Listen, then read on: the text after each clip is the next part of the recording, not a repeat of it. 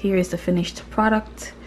Yeah, so if you have not subscribed, now is the right time to do so. So if you have any questions, just let me know in the comments and I'll reply. They came out pretty good. And if you have not checked out my food blog, it's on Instagram. It's Wow Melissa on Instagram, so give me a follow, give me a like, and yeah, so I'll see you guys on to the next one.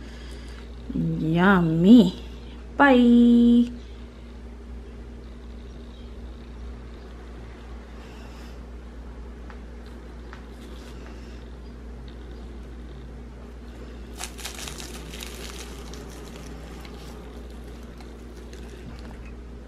Look how flaky that is.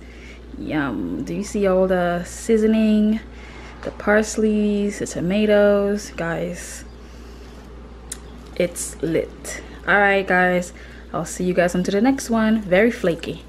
Bye.